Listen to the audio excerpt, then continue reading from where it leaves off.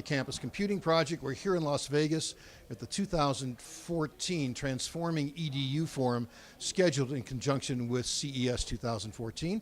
I'm speaking with Allison Barber, who is the Chancellor of WGU, Western Governors University, Indiana. Allison, welcome. Thank you. Having a good time in Las Vegas? Love it. Love Great. the technology. So, Transforming EDU is about transformation. I think it's fair to say that WGU is a transformative experience. Right. You folks have been at the forefront of the conversation and actual experience of moving college from a conversation about credits to competency. Yeah.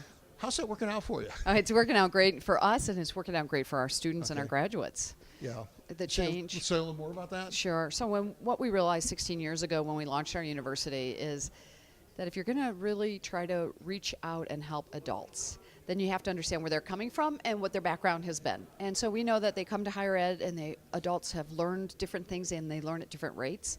And we wanted to maximize their talent and competencies by creating an education program for them that let them use what they already know and focus on what they don't know. And so that's how we transition from competency to just a credit hour system. So let's talk about that. But many of the students, adults, at WGU, at Indiana, and some of the other they're not campuses, but providers, WGU affiliates, they've had prior experience. They've had experience, sometimes successful, sometimes not, in a credit-based environment. What's that personal transition like when it's not seat time, when it's not traditional midterms, when it's not a conventional final? What's the kind of personal transition? What's the infrastructure support that makes that effective and possible? Yeah, well, like you said, our students are 37 years old. 80% of them are transferring in credit, so they understand the old traditional model. What they really seem to, what resonates for them with WGU, and we have students in all 50 states, is that they can come in and they're partnered with a faculty member who helps them, calls them every week, and helps them facilitate their academic path. And what adults seem to really love about WGU Indiana is, first of all, it's all online, so they can go to school when it meets their schedule and it's convenient for them. It's affordable. It's $6,000 a year.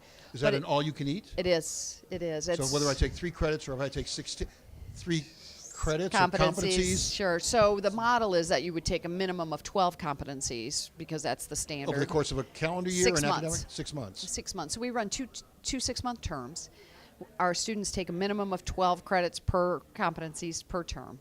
But majority of our students take more because remember, as adults, they're trying to reach that finish line and finish out their bachelor's degree. 37 million Americans have some college and no bachelor's degree. And that's our space of trying to help them accomplish that bachelor's degree as quickly as possible. And then many of our students come right back and earn their master's degree because you can earn a master's degree in 2 years with WGU at $6,000 a year. It's affordable and it's flexible and it's competency-based with that help of a faculty member who calls you every week. All right. So WGU was launched, chartered 1995-ish, if memory serves me well. Great deal of fanfare. A lot of the governors in the western states, led by Governor Leavitt in Utah, Governor Romer in Colorado, sort of stood up and stood with and said, we're going to do this, we're going to do this very differently. A lot of corporate investment to help the launch. Some of that wasn't always a smooth launch. You should sort of think about some of the organizational issues, think about some of the curricular issues. What have you learned to do better from that experience over these 15 years? Yeah, I think there are several things. First, we've learned how to better integrate technology, and so some of that the industry has helped, and we migrated to e-books now, and so we can offer the textbooks at the same price. We're not on modems anymore. Helps tremendously. Yes, and then also what we've also learned is that we were a little bit ahead of our time. So we launched WGU the same year Yahoo launched, and so our students that we were trying to reach out to, nobody had ever even heard of high-speed internet, and so we were almost a little bit too soon to market for people to really take advantage of an online education. And so it took us a couple of years for technology to catch up with us there. And then we also learned how to better target the adults we can help. So when we started, we also offered associate's degrees. We thought about certificates, different types of credentials. And then we just kept tweaking the system of saying, where is the biggest need in America? And how can we help those people? And I think that's how we have matured as a university to really have only 4 colleges, even though we offer 52 degrees, but we're specific on our 4 colleges. And more applied fields? That's right. So it's business and IT and health profession education. And then bachelor's and master's. You know, a lot of people, as you might imagine, have asked us to get into the PhD space, and we don't do that, or to get into just ongoing, lifelong learning. That's not our space. So I think we've matured to say this is what we can do really well, and these are the people who we can help. So in the campus and the public conversation about disruption, Sure. the movement from credits to competency Yes. is disruptive.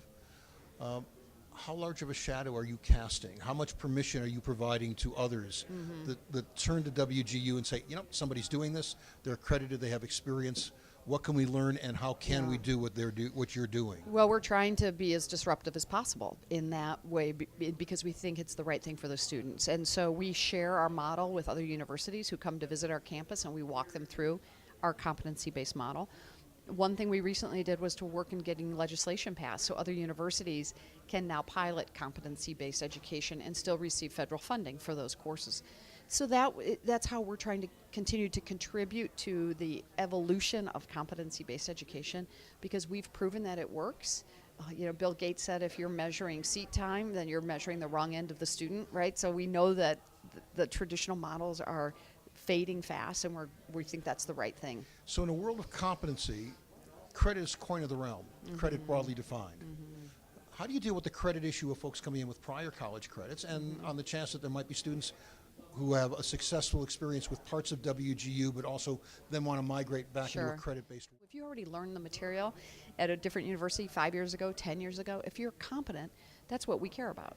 So it's not about how recently you took that class, it's about do you still have that knowledge and that competency. So very quickly, I want to push on that a little bit. If I took an intro widgets course in a conventional college experience 10 years ago, or a biology course, or any one of the large undergraduate survey courses, how would that course be different at WGU than it would be at Indiana Bloomington or Ivy State? Yeah, so we wouldn't have a specific textbook for our course. We license curriculum from university or from textbook companies based on what employers are looking for. And so if you're taking a class with WGU, you might have one chapter of a textbook and two chapters of another textbook and some learning resources from a different producer of curriculum, because we're building our education model and our curriculum path to the competencies that you need to be effective in the job. And so it's a very different, that's why we're not a typical online, sometimes people confuse online education of videotaping a professor and putting it over a phone line. Right.